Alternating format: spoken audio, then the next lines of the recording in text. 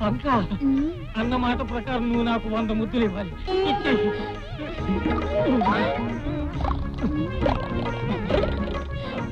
ముద్దులా పంకజం ఒకసారిలా రావే. మధ్యలో దొరువులా వీడు ఒకడు నాకు ముద్దులే పంతే వెళ్ళొద్దు. వెళ్ళకపోతే ఇక్కడికే వచ్చేస్తాడు. మా మామ ముందు నీకు ముద్దులు ఇవ్వాలంటే నాకు సిగ్గుగా ఉండదేంటి? అయితే ఇప్పుడు ఏమంటా? రంగా నాకు గుళికిస్తే మా మామ చేత మింగించి గాడిదని చేసేస్తా. ఇక మనకు అడ్డే ఉండదు.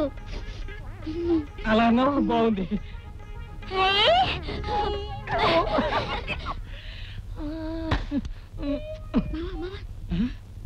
ఏమిటి ఇదంతా? గాడిద గాడిద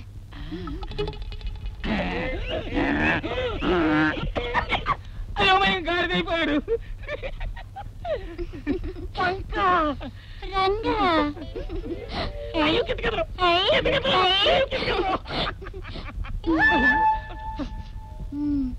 కమ్ కమ్ గాడిదైపో.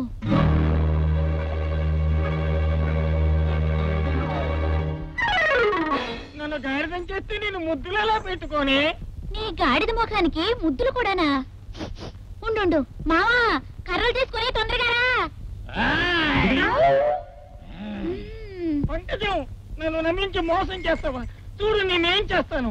నోరు మీరా గాడిద, నన్ను తొండం చేస్తావా? నా పంకజాన్ని కప్పం చేస్తావా? అందుకని నేను గాడిదం చేసింది.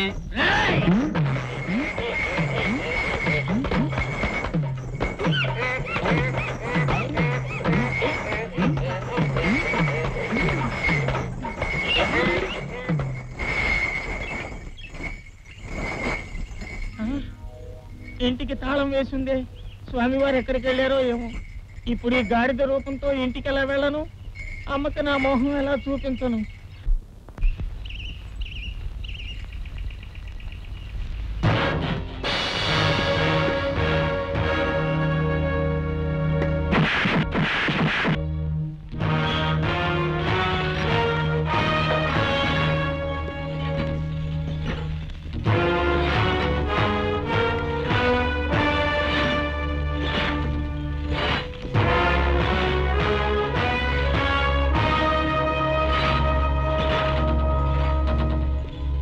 మహారాజా, మీ ముందు బందీగా నిలబడి ఉన్న ప్రతాపనే ఈ పౌరుడు. ఇంతకు ముందే మీకు తెలుసు, ఇతడు బందిపోడు దొంగ. ఎవడ్రా దొంగ? ముసుగు వేషంతో ప్రజల్ని దోచుకునే నువ్వురా నిజమైన బందిపోటు దొంగవు. దొంగను దొంగ అంటే ఎవ్వరూ ఒప్పుకోరు మహారాజా. మహారాజా, వాళ్ళ మాటలు నమ్మకండి. వాళ్ళు చెప్పేదంతా అబద్ధం. ఏది అబద్ధం? మీ అనుచరులతో ముసుగు వేషాల్లో వచ్చి ప్రజల్ని దోచుకోవడం అబద్ధమా? మార్గ మధ్యంలో యాత్రికుల్ని కొల్లగొట్టడం అబద్ధమా? పట్టి బంధించబోతే తప్పించుకుని పారిపోవడం అబద్ధమా? అన్ని అబద్ధాలే. ఆ రోజు దోచుకోబోయింది నువ్వు, నా చేత చావు దెబ్బతిని పారిపోయింది నువ్వు. మహారాజా, రక్షించవలసిన రాజభటులే ప్రజల్ని భక్షిస్తుంటే చూసి నా గుండె మండింది, నా రక్తం ఉడికింది, నా పౌరుషం పరమళ్ళు తక్కింది. అందుకే ప్రజల్ని కాపాడుకోవడం కోసం నేను కత్తి పట్టాను. చట్టాన్ని చేతుల్లోకి తీసుకుని తమ ఇష్ట ప్రకారం ప్రవర్తించే హక్కు పౌరులకు లేదు. ప్రజల్ని కాపాడటం ప్రభువులుగా మా ధర్మం. ధర్మం? మీ ధర్మాన్ని మీరు విస్మరించినప్పుడు, మీరు మీ సేనాని మాటల మత్తులో పడి ప్రజలకు జరిగే అన్యాయాలను తెలుసుకోలేనప్పుడు, రాజోద్యోగులే రాక్షసుల్లా ప్రజల మీద పడి దౌర్జన్యాలు చేస్తున్నప్పుడు పౌరుడిగా ఎదిరించాను, వీరుడిగా తిప్పి కొట్టాను. అది నేరమని మేమంటాం. కావాలని ప్రజల వెనకేసుకొచ్చి ప్రభుత్వం మీద ఎదురు తిరగటం రాజద్రోహం అవుతుంది. అందుకు తగిన శిక్ష, ఉరి శిక్ష. ఉరి శిక్ష?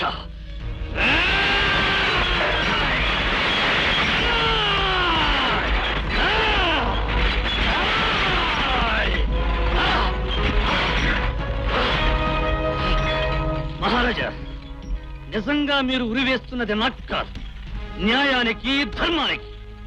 ఈ రోజు ఈ ప్రతాప్ను ఉరి తీసినంత మాత్రాన మీ అక్రమాలను అడ్డుకునే వాళ్లే ఉండరని భ్రమపడకండి.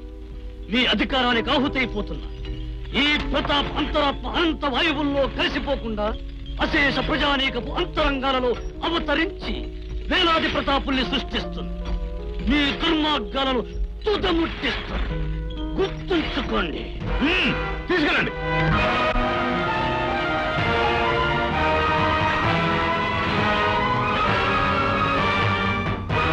అమ్మా, ప్రతాప్ గారిని ఉడికమ్మని తీసుకెళ్తున్నారు.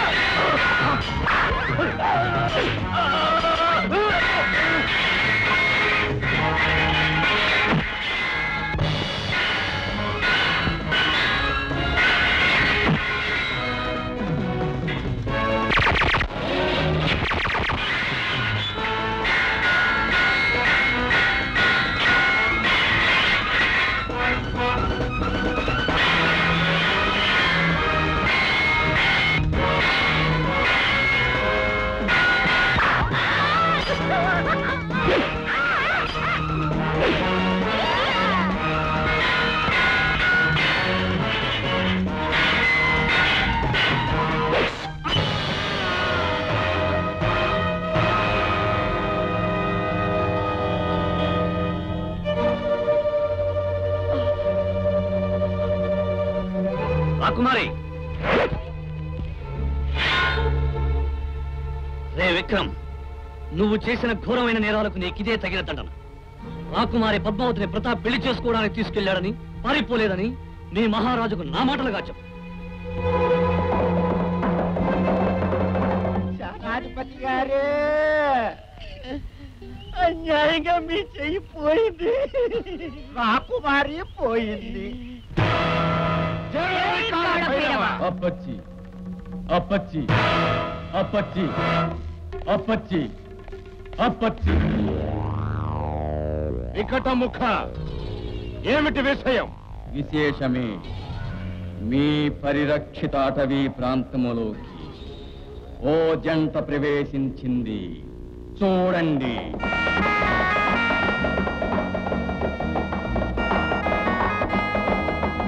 అహో సహోదరి, అందాల యువజంట. మన పంట పండింది సహోదరా.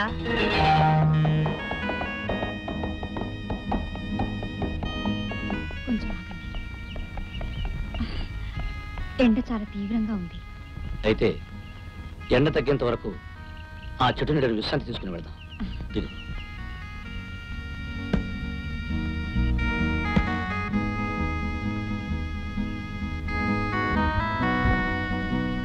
ప్రతాప్, నాకు చాలా దాహంగా ఉంది. నేను వెళ్ళి నీళ్లు తీసుకొస్తాను. నువ్వు ఇక్కడే ఉండు పద్మ.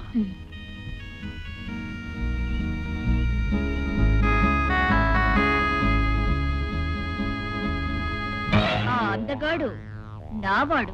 ఆ సుందరాంగి నాది. నీరు కోసం వెళ్ళిన ఆ సుందరాంగునికి ఎక్కడా నీరు దొరకకుండా చేసి నా కొలను దగ్గరకు రప్పించుకొని నేను దక్కించుకుంటాను. నీరు కోసం నిరీక్షించే ఆ నీరజాక్షిని నేను సొంతం చేసుకుంటాను. మా పద్మావతి నిజంగా ప్రతాప్తో చేతులు కలిపిందా? వాడిని చేపట్టడానికి వాడితో వెళ్ళిపోయిందా? అలా వెళ్ళిపోతుంటే మీరంతా ఏం చేస్తున్నారు? చేతగాని దద్దమ్మలు దద్దమ్మలు. మీ చేతగాని తనానికి అక్కయ్య దూరం అయిపోయింది అని మీరు అంటున్నారు, కానీ మేము ఒప్పుకోం. వాడితో వెళ్ళిపోతున్న మన రాజకుమారి గారి చేతిని మన సేనాని గారు గట్టిగా పట్టుకున్నారు. సేనాని గారి చేతిలో రాజకుమారికి ఒకేసారి కనిపించకపోయారు. వాళ్ళతో పాటు మా సేనాధిపతి గారి ఒక చెయ్యి కూడా కనపడకుండా పోయింది. ఇంకా అక్కడే ఉంటే మా మొండి మెత్తలకాయలు కూడా ఎగిరిపోతాయేమోనని. అందుకే కదా మనం పిక్కబలం చూపించాం. మీలాంటి పిరికి పందాల మొండాల మీద తలలుండే కంటే అవి ఎగిరిపోతేనే చాలా బాగుండేది. చిచ్చే మొండే తలకి అమ్మా. మన సేనాని గారు ఒట్టి వీరుడు.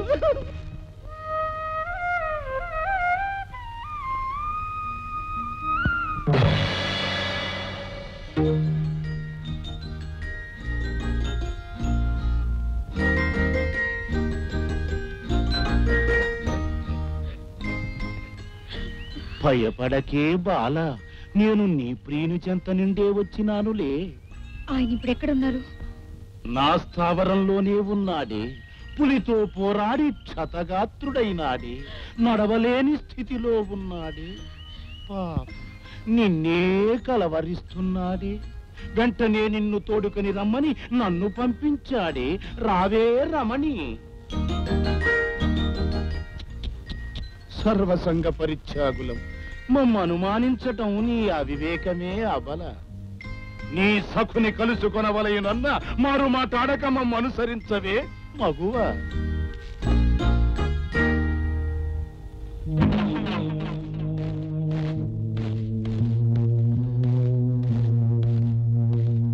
ఎక్కడ నా ప్రియుడు? ఇక్కడే నీ పక్కనే ఉన్నాడే. ఏమిటి మీరంటున్నది? ఇక నుంచి నేనే నీ ప్రియుణ్ణి. అయినా అడవిలో ఒంటరిగా వదిలి వెళ్ళిన వాడి కోసం ఎందుకే ఈ ఆరాటం? వాడు ఇక తిరిగి రాడే. మగసిరివాణ్ణి మగసిరివాణ్ణి ఒద్దికగా వద్దకు చేరినానే. హద్దులు పెట్టక ముద్దులు పెట్టవే. కాదనకే. ఆగక్కడే. ఇక ఆగలేనే సోగకెళ్ళదాన. నీ అందాల సుగంధాలతో నా మేని అనుతాపాన్ని చల్లార్చుకుంటాను. నీ అధర సుధారసంతో నా దంతానికి ఆనందం కలిగించుకుంటాను. నువ్వు సై అంటే చాలు కోరిందల్లా ఇస్తాను. చెప్పవే చంద్రముఖి. ఆ చంద్రుణ్ణి తెచ్చి నీ సిగలో అలంకరించమంటావా? తారల్ని దూసి హారంగా చేసి నీ మెడలో వేయమంటావా? పారిజాత పుష్పాలను తెప్పించి నీకు పాన్పుగా చేయించమంటావా? లేక బంగారు తూగుటుయ్యాలలో నిన్ను ఊగించమంటావా?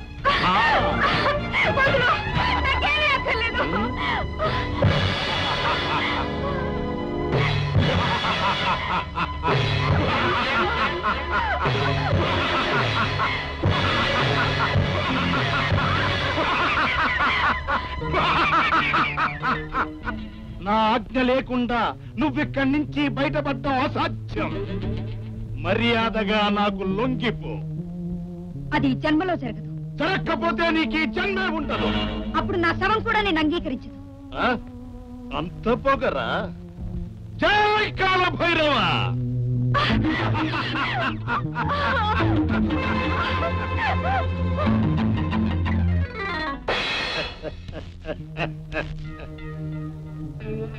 ఇప్పుడేమందువే చిలక?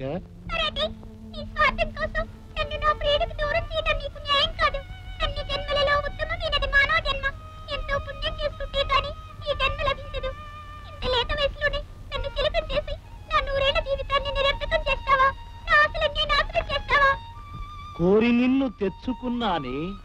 కోరిక తీరిస్తే తిరిగి మనిషిని చేస్తానే. కాదని మొండికేస్తే నిన్ను మా కాలకేయునికి ఆహారంగా వేస్తాను. బాగా ఆలోచించుకొని ఒక నిర్ణయానికి రా. జై కాల భైరవ.